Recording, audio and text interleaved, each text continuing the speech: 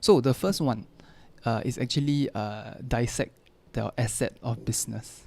So as F&B's owner, because some of my clients are F&B's, they do have to split their assets up. And when I say splitting assets, I'm more talking about the workers, the materials, and the transport. How you guys are gonna split the resources off so that you can better manage. Because from this whole F&B impact, right? You need to know that some of the things you can't do like a normal operational level. So I've spoke to a few F&B owners, and they did change quite a bit in terms of how they operate and how they handle their workers. So you need to know like how much resource you need to allocate a day. Like I know got one of my F&B owners, the chef, you can't have like two chefs at one go, so they need to split alternate days and stuff like that. So in terms of staff strength, you also need to like pay attention to lah. The next one is actually more important, which is like towards what I'm more skilled at, which is you need to understand your customer's pain point. What I mean by pain point is like when your customers go online or call you up and ask to buy the process, or like buying process. So even if it's not F&B, what does your customer stuck at most? What's the most frustrating piece when they are purchasing stuff from you? You need to think about that, because customer buying journey affects your sales. It leads to the final sale. So you need to know which part that your customer always gets stuck. Like for me, it could be like when I call the hotline and it's an automated hotline, which part that I always get wrong, then I always get like rejected and stuff. And that's where you lose customer, because the overall purchasing service is not there. So this is the right time to kind of like polish up the loophole that you have. And you need to kind of like, in fact, if you don't know, please feel free to ask your current pool of clients. Like ask them exactly which part needs to be improved, and you yourself must go through that process also. You have to kind of create a fake account, or like just go through the process of how you usually deal with your clients, and that's where you find out exactly where the loophole is lah. So it's quite critical. I mean, this is a time where everything slows down, right? You have a lot more free time to really go and think about it, write through the process. I think you have to physically write down, and that will really help you a lot in the long run.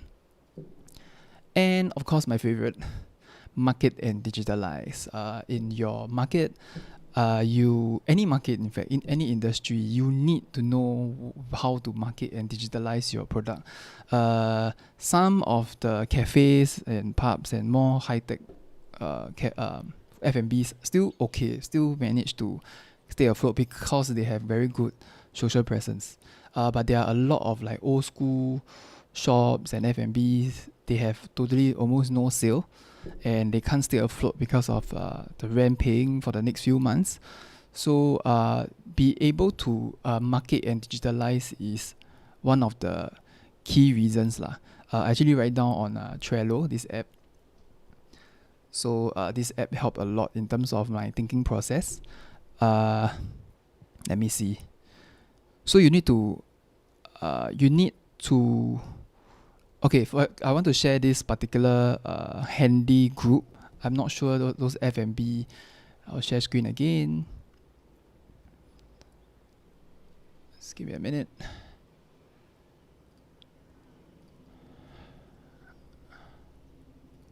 Okay, so we go to Facebook. Hawkers United.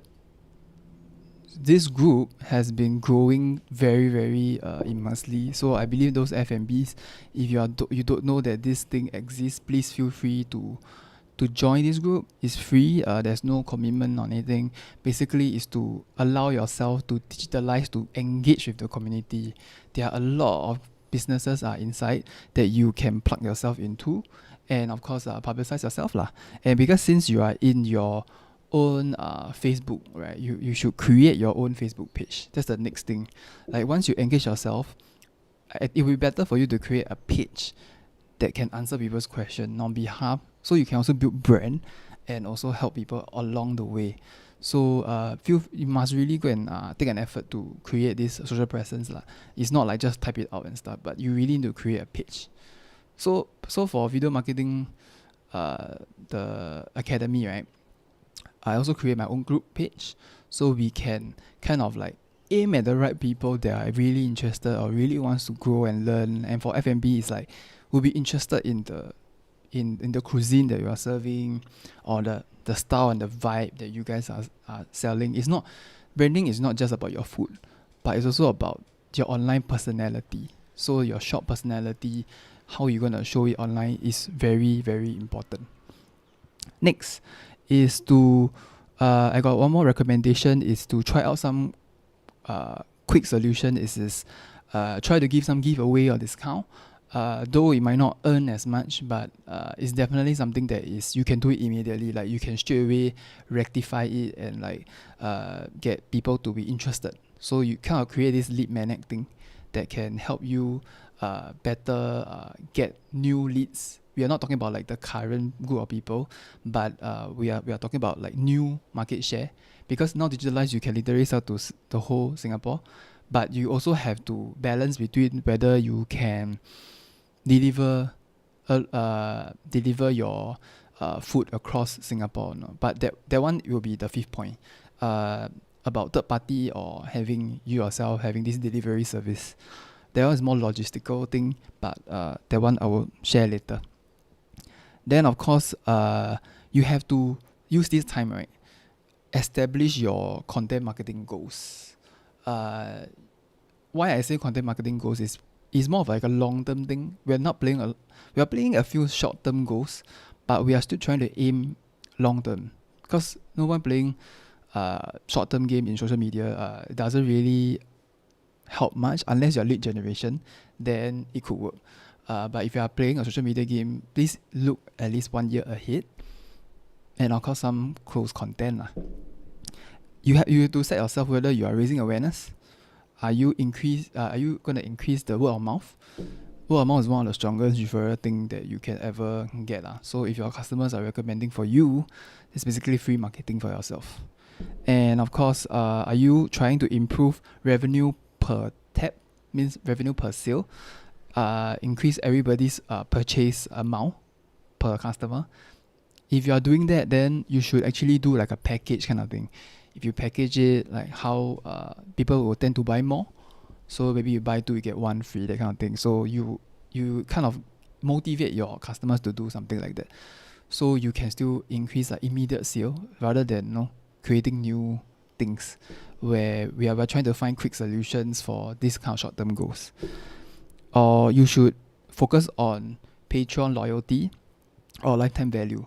How to increase their lifetime value is like create an email list. I know I've been saying this a lot, but you really have to create an email list.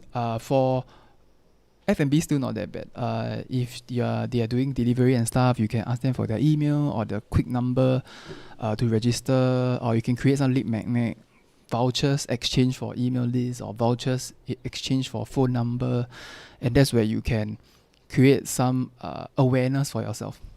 And you constantly send the right information to your customers.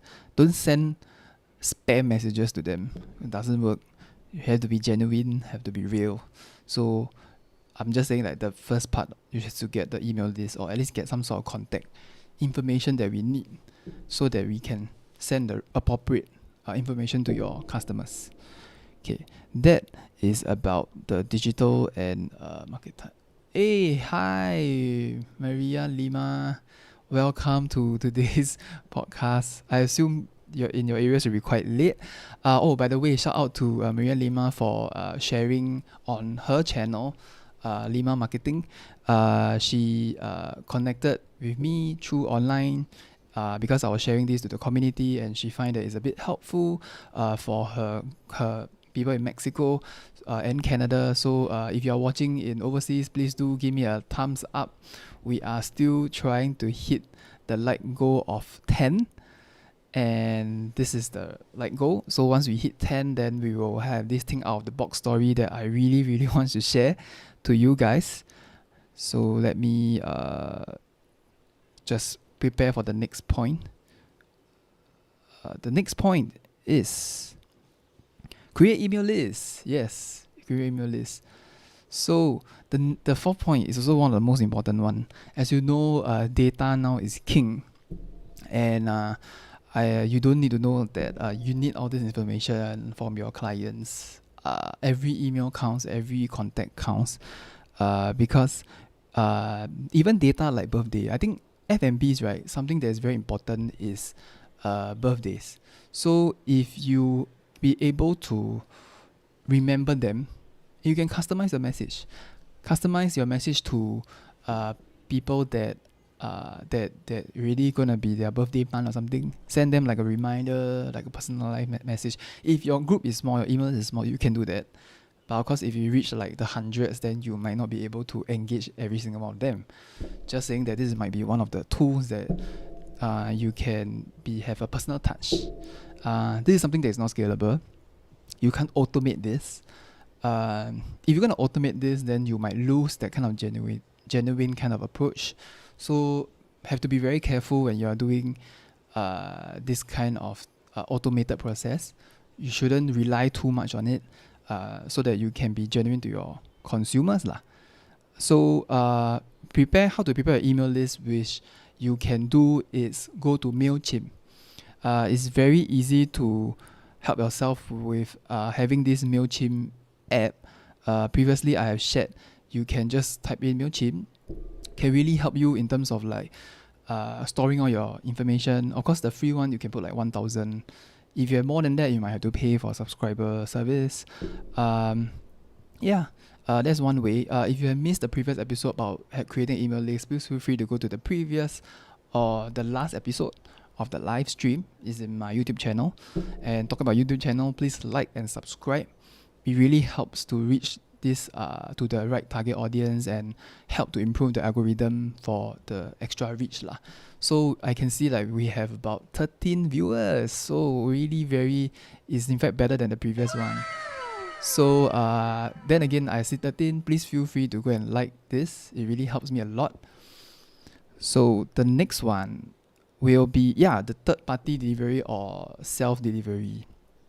You have to be very clear in this part. From what I know from F&B owners, you have to measure the pros and cons. Having third party like Grab does help you to have better reach, but the problem is you will have to pay them a substantial amount for getting a extended reach for you, and you have to pay them commission. So are you willing to get third party to help you, or do you want to plan your own logistics? Do you have enough staff to help you run the delivery process in Singapore to help you deliver all your food to your target audience? If you can manage, then you have the balance between like how much expense you have to go and run through. You have to do your own accounting and find out exactly, because different F&B business run different food and products, and the overall cost might fluctuate, depends on how much you are sending. And one way that they say that some of the F&B owners managed to do is they did like a dry run / like a delivery process from the getting order, preparing to cook to deliver. How they need to create a whole new flow. If they never do their own delivery service before, it's good that you calculate the amount of expenses across the board, and from there then you know exactly how much is it worth it to just get Grab, or do you want to do it yourself? Because doing it yourself in a long run is actually better, so that you have full control, but you also need to balance your expenses lah. So that is quite important. Then I might have missed out a few previously. Let me see. Just want to make sure that I cover all grounds. About the marketing part, right? About the marketing part, I missed out something. One of the thing is, if you don't know how to create your own content marketing content, there's this website called design.ai. Let me share screen with you. That could help you better understand. So design.ai.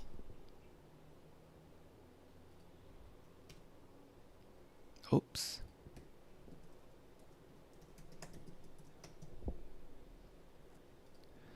Yep, this is one tip that is being shared from one of the community member.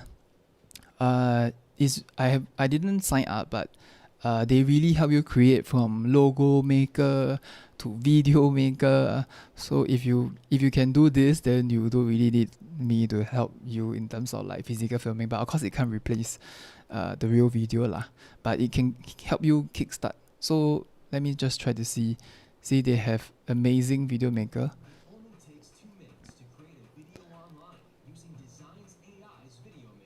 So you can create text, video, you can type everything that you need.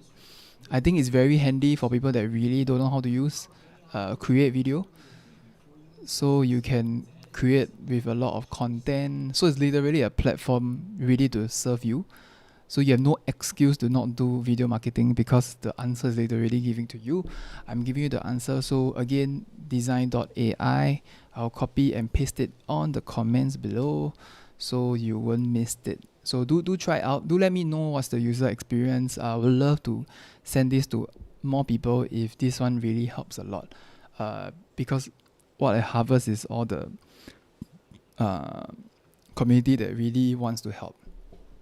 And also talking about content creation, right? Because since I'm more skilled at that, I want to share a little bit more. It's you need to know your audience.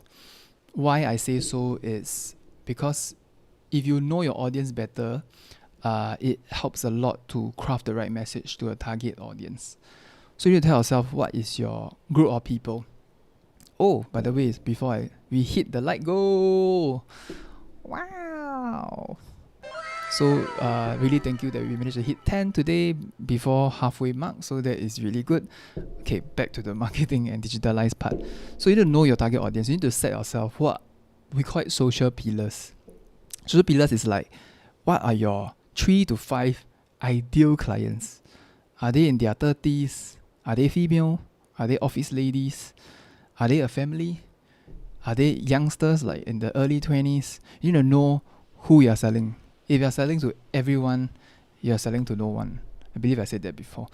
You need to know your target audience. So knowing that helps you craft your marketing stuff better. Even the theme of how you sell will be drastically different. We are not here to sell to every single people because some of the consumers won't even be going. Like Korean cafes and stuff, you can't get an older crowd to flock to the area. So knowing that is important. Knowing the communication process is also important. So I want to go to the next point. Sorry, my phone is a little bit stuck, so I unable to unlock. Give me a minute. I will try to use my computer instead to help you.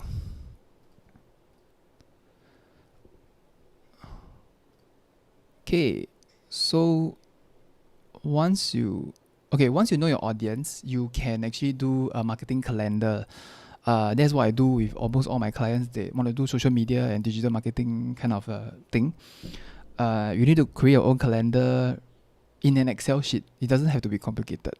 So how I create is I will put in the 3 to 5 social pillars as the core.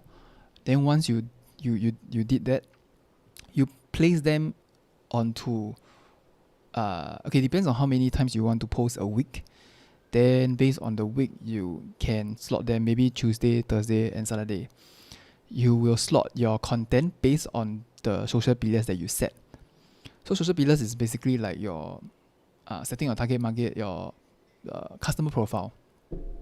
So it could be male, age 30 to 40 years old.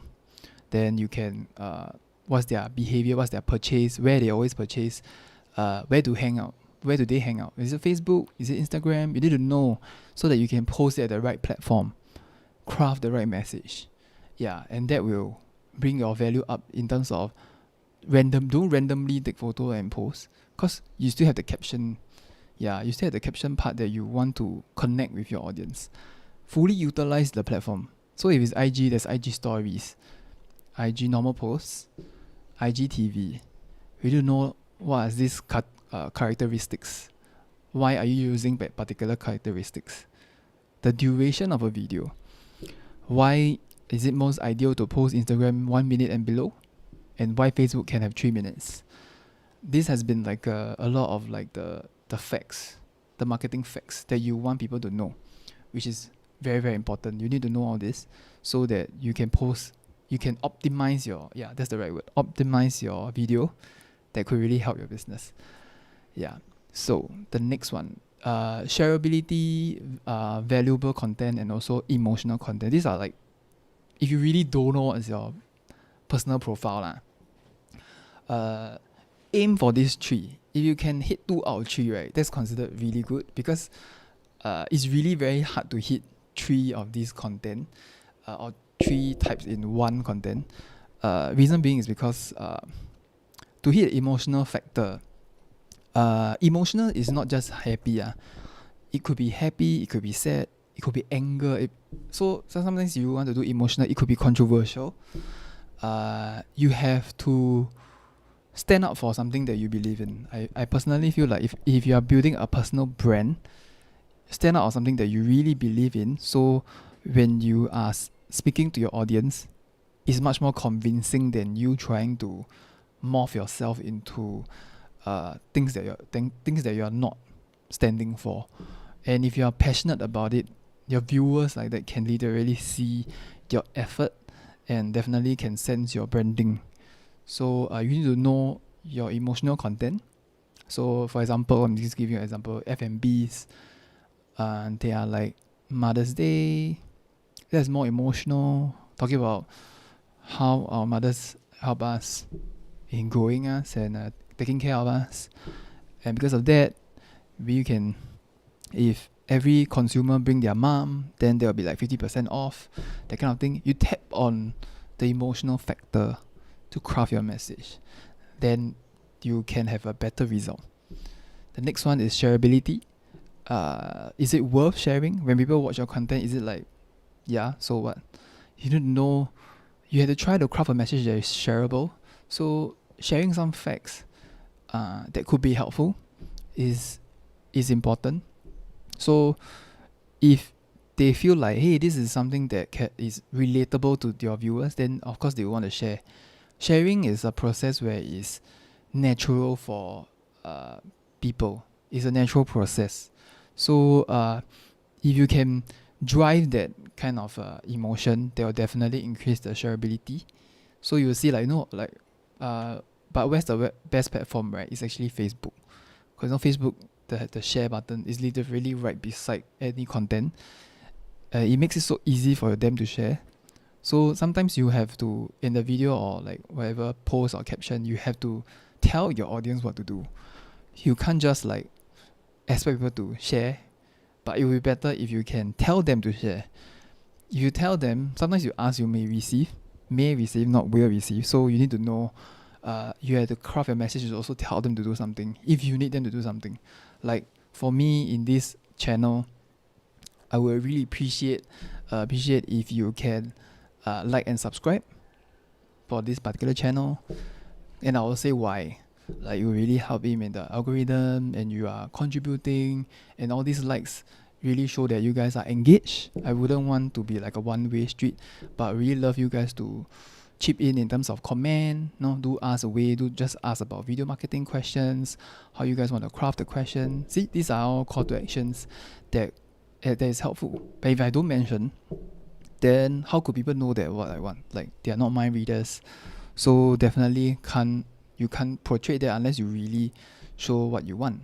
And of course, after you do all this digital and marketing, please do some evaluation of your results every month to observe the trend. Your strategy might not be a one-hit wonder. It could take a few hits. So please take note of it and pay attention to what works and what doesn't. You know, once you write the calendar, maybe you can like record what's the viewership rate, take up rate, what's the lead conversion. Yeah, you need to kind of take note of this so that you can pay attention to what people actually wants. And that's same for across all industries. You need to ask the industry what they want so that you can craft the message that people want to hear. No point crafting the message that you want to create that no one wants to hear. So that's why I always motivate people to ask. Ask, then you can get the right direction. So that is very, very important. And of course, today we have a bonus tip, which is this. A bonus tip. I got this information quite late, like I think Tuesday. Late Tuesday, and it's something to do with what the government is trying to push for F&Bs.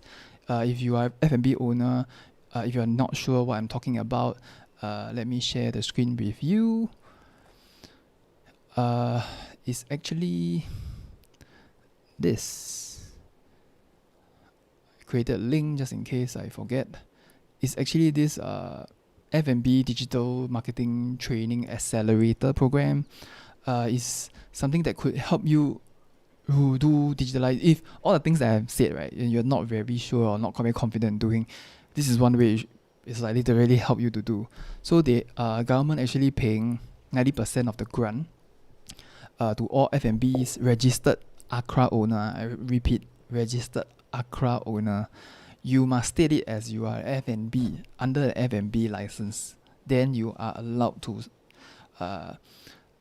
join this program. So what they do is they help you prepare to be digitalized. You can do your digital marketing. They will have a team to help you.